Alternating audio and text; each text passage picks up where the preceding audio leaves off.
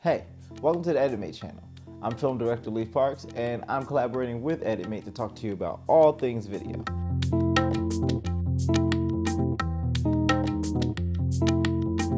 And today we're talking about one of my favorite subjects, angles. Before we dive into all the different angles we can use, I think we should talk about why angles are important and how they should be used. Now, using multiple angles in any piece of film work is crucial to the storytelling of that film. The problem that you'll run into by not getting enough angles is feeling like your film is a little bit stagnant, and you lessen your options for the amount of ways that you're able to tell that story. Angles can be used to show emotion, to show a certain characteristic of the subject that's being filmed, to give a clue to the audience. Honestly, it's endless. But today we're going to run down 10 different types of angles that you're going to be able to use to diversify your palette when it comes to shooting. Starting off with the extreme wide angle. Extreme wide angles are typically used to establish the location or where your subject is.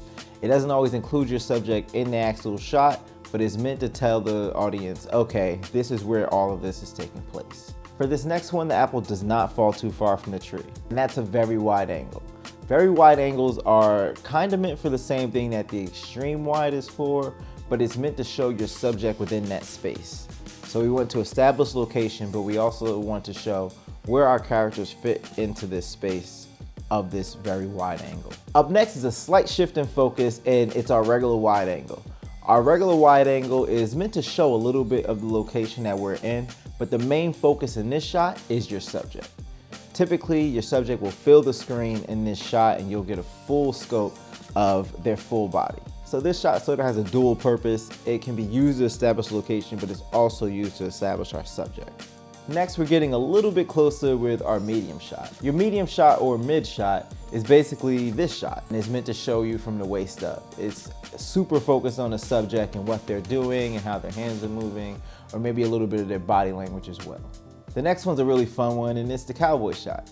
The cowboy shot was made popular by Westerns, meant to show you from the knee to the top of your head, which also shows the guns that are on the hips inside the Westerns on the cowboys, giving the name cowboy shot. Now we're gonna get into a little detail with our close-up shot. Our close-up shot is essentially a headshot. It's meant to evoke and show emotion, show that this is a point where you should be listening to what is being said or the details that are being shown.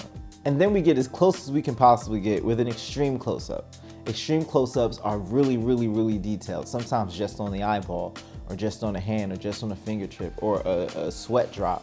It's meant to show something very specific in your film. It's meant to maybe give a secret message to the audience, or pick up on a nuance, or anything of that nature. Extreme close-ups are meant to show a very specific type of emotion and or action. And now we move on to another fun one, which is the over-the-shoulder shot. The over-the-shoulder shot can be used for a lot of different reasons, whether it be conversation or your subject revealing or being able to see a new land or an old land or overlook anything.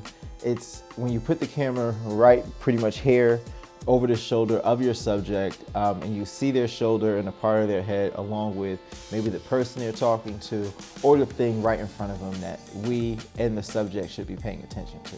Last but not least is one of the most creative shots out there, and it's the POV shot. POV shots are meant to show you exactly what the perspective of the subject is. You're no longer watching the subject, you are doing as the subject is doing, and I think it's one of the best shots. It also can be used in reverse. You'll see oftentimes when someone opens a fridge and the camera is inside the fridge and you get to see the perspective of your subject opening the fridge, that's also a POV shot. You're catching the POV of the fridge. So don't be afraid to use the POV with inanimate objects just as much as your subject's perspective. Now, the powerful thing with all these angles that we just talked about is you could use all of them to mix up and to tell your story.